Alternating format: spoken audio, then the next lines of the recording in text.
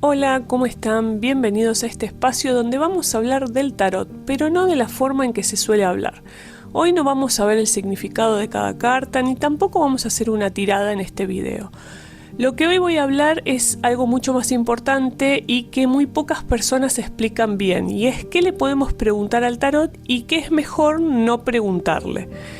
Porque acá está el secreto que hace la diferencia entre una consulta que te deja tranquilo, con claridad y con ganas de actuar, y una consulta que te deja más confundido, más ansioso o incluso dependiendo de las cartas para todo. La diferencia casi siempre está en la pregunta y no en las cartas.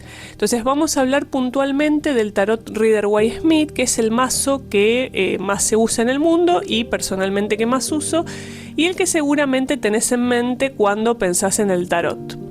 Este mazo tiene una particularidad y es que sus 78 cartas cuentan una historia con imágenes muy simbólicas, y eso es lo que hace tremendamente útil a este mazo para reflexionar, pero también fácil de mal usar si no sabemos cómo preguntarle.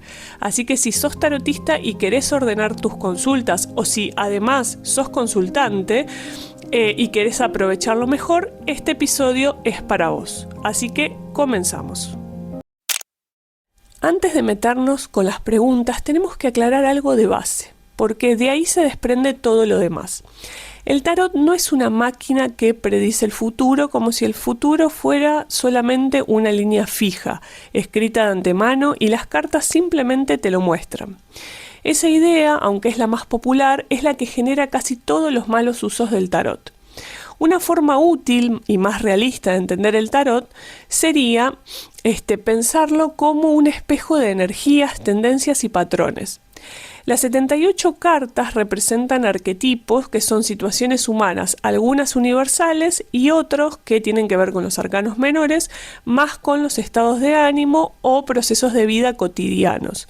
Cuando tiras las cartas no estás leyendo un guión que ya está escrito. Lo que vos estás haciendo, estás observando toda una energía que está en movimiento. Es decir, cómo están las cosas ahora, hacia dónde parecen inclinarse y qué actitud o qué decisión tuya puede cambiar este rumbo. Entonces, dicho de otra manera, el tarot te muestra el clima, pero no te obliga a salir sin paraguas, por hacer algún paralelismo. Vos seguís siendo quien decide qué hacer con esa información. Ahora, vale la pena decir por qué elegimos hablar puntualmente del Rider-Waite-Smith y no de otro mazo. Este tarot se publicó en Londres en 1909, que está ilustrado, como sabemos, por Pamela Colman Smith, bajo la guía de Arthur Edward White, y se volvió el estándar mundial porque, a diferencia de mazos más antiguos, sus 78 cartas tienen escenas completas con personajes, paisajes y gestos, es decir, son escenas en sí.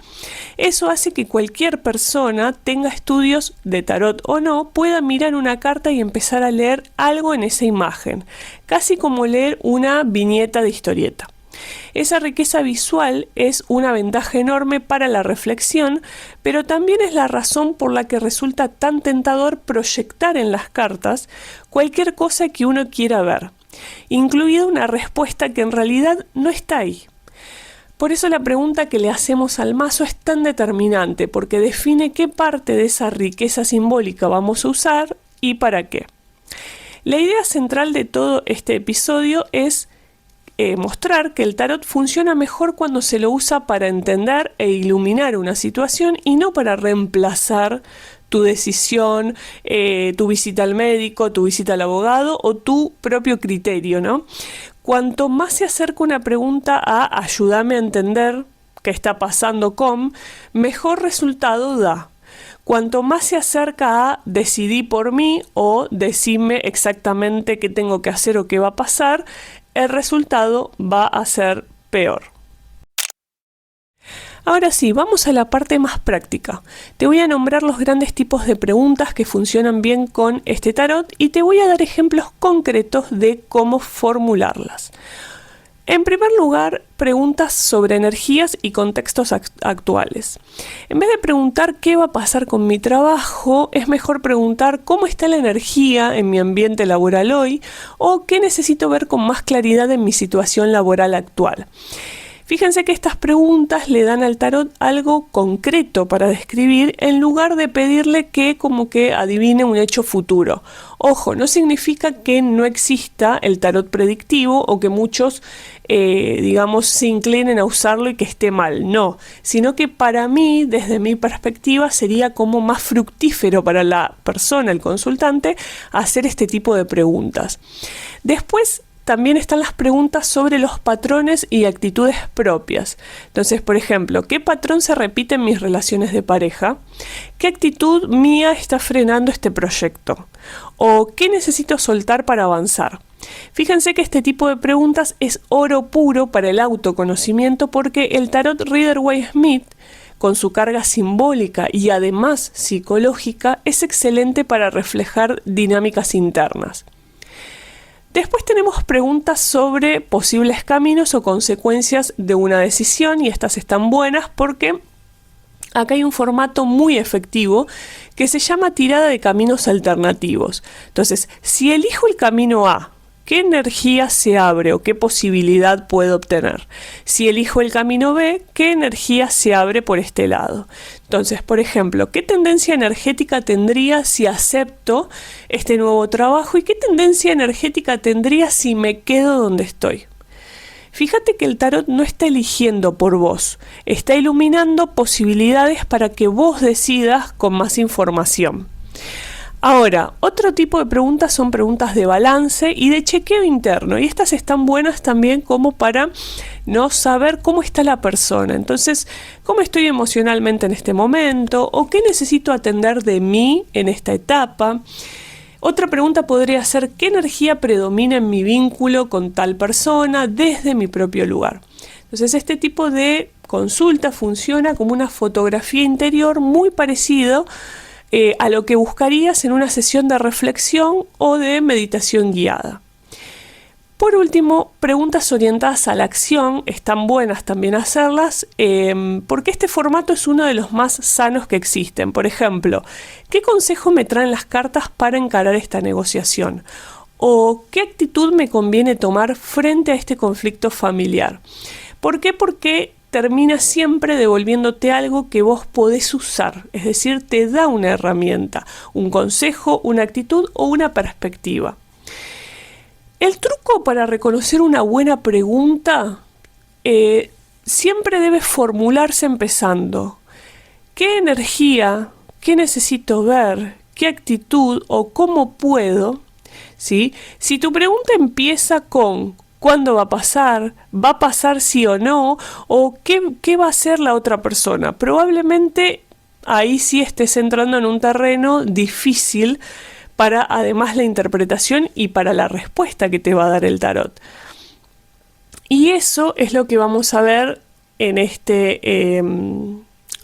minutos siguientes sobre, bueno, qué preguntas no deberíamos hacerle al tarot o qué no nos conviene preguntarle al tarot. Ahora vamos con la otra cara de la moneda que es igual de importante o quizás más porque acá es donde más se sufre cuando algo sale mal. Por ejemplo, preguntas sobre la vida, la salud o el cuerpo de otra persona. Entonces, si uno pregunta, ¿se va a morir mi papá? ¿Qué enfermedad tiene? ¿Va a superar la operación? Estas preguntas no son terreno del tarot bajo ningún punto de vista desde mi perspectiva. Y cualquier tarotista que es responsable las va a frenar de entrada. ¿Por qué? Porque son temas que corresponden a la medicina y meter al tarot ahí solo puede generar angustia innecesaria y además de una falsa también sensación de certeza sobre algo que ningún mazo en realidad de cartas puede saber. ¿Por qué? Porque hay cosas que solamente las puede responder el mismísimo universo, Dios, que está en manos de esa energía, y vuelvo a repetir desde mi punto de vista sagrada. Entonces meterse en ese terreno no me parece ni necesario ni tampoco responsable. Después, temas que hablen sobre diagnósticos de salud propios. ¿Qué enfermedad tengo? ¿Por qué me duele esto? El tarot como mucho puede reflejar un estado emocional o un nivel de estrés que repercute en el cuerpo, pero nunca va a reemplazar un estudio médico ni un diagnóstico profesional. Otro tema son las preguntas sobre los sentimientos o pensamientos íntimos de un tercero. ¿Qué está pensando mi ex en este momento? ¿Me quiere o no me quiere? ¿Me está engañando? Estas preguntas, si bien son muy habituales, merecen como una explicación aparte. ¿Por qué? Porque quizá es el tipo de consulta, como yo digo, más común y también más problemática para uno que es tarotista. ¿Por qué? Porque estas preguntas sobre terceros son a veces un problema ético. Entonces, cuando le preguntamos al tarot qué siente o piensa otra persona, estamos invadiendo la privacidad de alguien que no dio su consentimiento para ser leído. Además, esa persona no está presente para aclarar, matizar o corregir lo que el consultante interpreta de las cartas. Así que al margen de proyección y de fantasía, ¿sí?, es enorme. Lo que suele pasar es que el consultante termina viendo en las cartas lo que ya temía o lo que ya deseaba, y no una lectura objetiva. Entonces, la alternativa que yo siempre les doy, en mi caso a mis consultantes, es reformular las preguntas que, en vez que tengan que ver con qué siente por mí, preguntar más que nada sobre la relación, ¿no?, y ese vínculo energético con la persona. Entonces, ¿cómo es la energía de este vínculo? ¿O qué necesito ver yo con respecto a esta relación? Pero ven, ahí no nos estamos metiendo en la vida, en los pensamientos, en los sentimientos de una persona. Estamos leyendo o tratando de leer ese vínculo energético con el consultante que nos viene a ver. Ahí el foco vuelve a la persona, como digo, que está en la consulta, que es quien realmente puede actuar con esa información. Otras preguntas que no deberían hacerse al tarot o no son tan viables es preguntas de fecha exacta. ¿Cuándo voy a conocer al amor de mi vida? ¿En qué mes voy a cobrar ese dinero? ¿Qué pasa? El tarot, si bien uno puede dar aproximaciones de tiempo, no tiene un calendario incorporado. Entonces hay técnicas que asocian, sí, cartas a meses o estaciones, pero como digo, son cosas simbólicas, no fechas de precisión. Y tratarlas como una fecha exacta genera también expectativas que después duelen si no se cumplen, ¿sí?, tal cual. Otras preguntas que no deberíamos hacerle al tarot son preguntas cerradas, de todo o nada, repetidas una y otra vez. ¿Me va a ir bien, sí o no? Tirar la misma pregunta 5 veces en una semana porque la primera respuesta no te gustó, no es consultar al tarot, sino que es buscar la respuesta que vos querés escuchar. Esto hace mal a las personas porque alimenta nuestra ansiedad en lugar de calmarla y también le quita la seriedad a la propia consulta. Otras son las preguntas legales, judiciales o financieras que son de alto riesgo. ¿Voy a ganar el juicio? ¿Invierto todos mis ahorros en este negocio? A ver, esas son decisiones que requieren asesoramiento, como siempre digo, profesional. No, con, digamos, información concreta y responsabilidad legal de por medio. O sea, tiene que haber un conocimiento. El tarot lo que puede hacer es acompañar la reflexión emocional alrededor de esa decisión. Por ejemplo, ¿qué actitud me convendría tomar frente a este proceso judicial? Pero jamás debería ser la base para decidir algo con consecuencias legales o económicas serias. Otra de las preguntas que por ahí no habría que hacerle al tarot son preguntas que buscan controlar o manipular a otra persona. Por ejemplo, ¿qué tengo que hacer para que vuelva conmigo? ¿Cómo hago para que me elija a mí? Entonces, este tipo de preguntas parten de una intención de control sobre la voluntad ajena. Y en realidad ningún uso ético del tarot debería alimentar eso. Un tarotista con una buena formación va a redirigir esta energía hacia la propia persona, siempre hacia el consultante. ¿Qué está pasando en ella? ¿Qué necesita sanar el consultante? ¿Qué actitud le sirve tomar? Más allá de lo que haga siempre un tercero. Antes de pasar a la parte práctica, hay una zona intermedia que merece su propio espacio, que son esas preguntas que por ahí son grises, por así decirlo. No son preguntas prohibidas, pero conviene manejarlas con cuidado. El dinero es un buen ejemplo, ¿sí? ¿Por qué? Preguntar ¿voy a ser rico? Es como demasiado amplio y demasiado atado a un resultado final, así que conviene acotarlo. Es decir, acortar. Por ejemplo, ¿qué energía rodea mis finanzas en los próximos meses si sigo con mis hábitos actuales? Esto va a ser mucho más útil para el consultante porque describe una tendencia y deja espacio para que la persona actúe sobre esos hábitos. El amor en general también es otro ejemplo típico, ¿no? El de ¿voy a encontrar pareja? Es una pregunta muy cerrada y muy pasiva, como que bueno, se lo dejo al universo. Como si el amor también fuera algo que simplemente aparece o no aparece. Una versión más fértil, con mayor contenido, ¿no? Para el consultante es ¿qué necesita trabajar el consultante para estar disponible para engendrar un vínculo sano? Esto devuelve el protagonismo a quien consulta, y yo esto lo remarco mucho también en mis redes sociales. El rol del consultante también tiene que ser un rol activo, no solamente es el que se sienta y solamente escucha.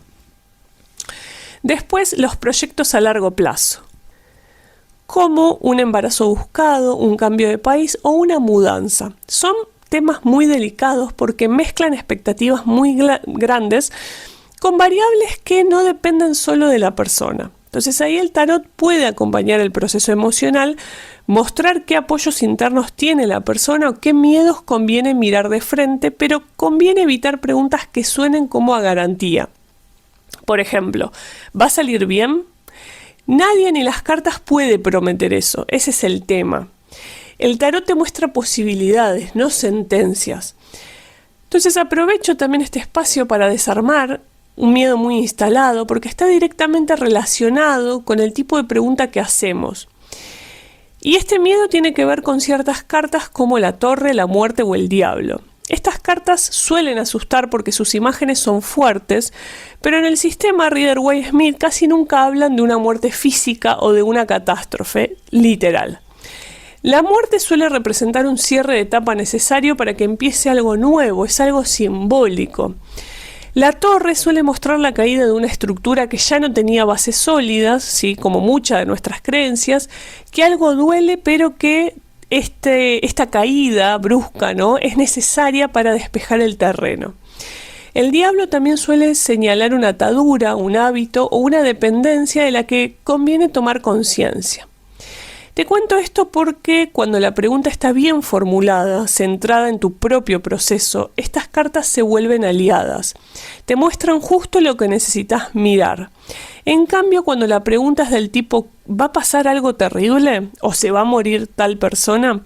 Esas mismas cartas se transforman en una fuente de pánico que es innecesaria. Entonces, una vez más, el problema casi nunca es la carta, sino es la pregunta que la recibe. Ya vimos qué funciona y qué no. Ahora te propongo una guía simple de 4 pasos para transformar cualquier pregunta en una pregunta que el tarot pueda responder bien. El paso 1 es llevar la pregunta siempre hacia vos o hacia el consultante. Si la pregunta original habla de otra persona o de un hecho externo, es decir, de un tercero, busca una versión de esa pregunta de manera clara que hable de tu energía, tu percepción o tu actitud. Hacer la pregunta de ¿me ama? Se convierte en, podría ser, ¿cómo puedo ver con más claridad este vínculo? Un paso 2 sería cambiar el qué va a pasar por qué energía hay o qué necesito ver.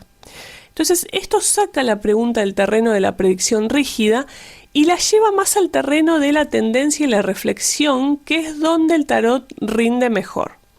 Un paso 3 sería sumarle un pedido de guía o de consejo. Y esto está buenísimo. ¿Por qué? Porque te va a dar una herramienta sobre la cual también vos podés trabajar para mejorar o para una mayor, digamos, evolución.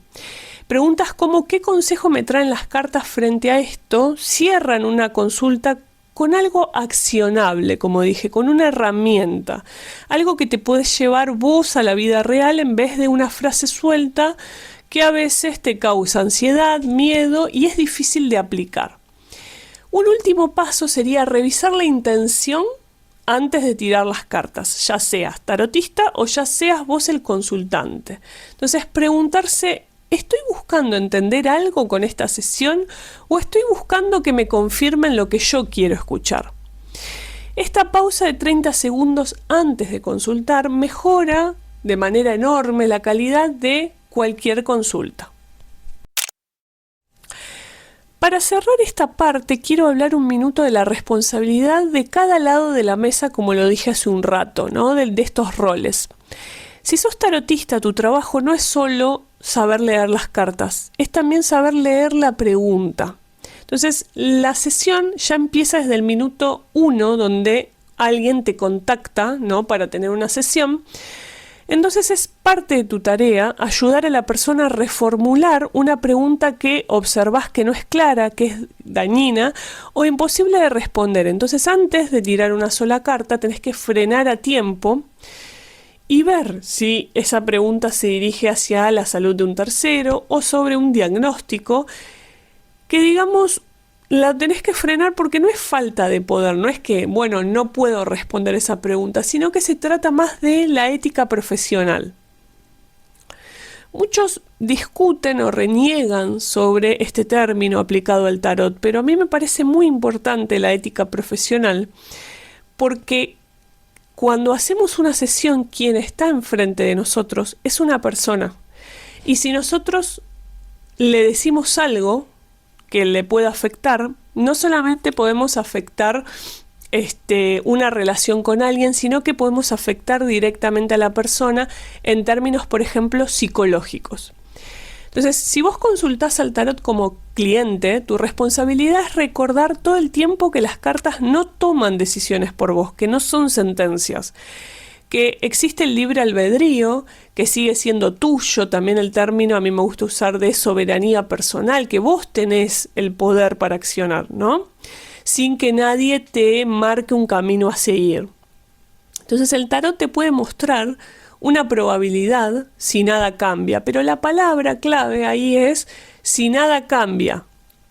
Vos podés cambiar. Ese sería como el fondo, la noticia más linda que tiene el tarot Rider-Waite-Smith para dar, es que no hay un destino fijo, sino que hay tendencias y las tendencias se pueden trabajar.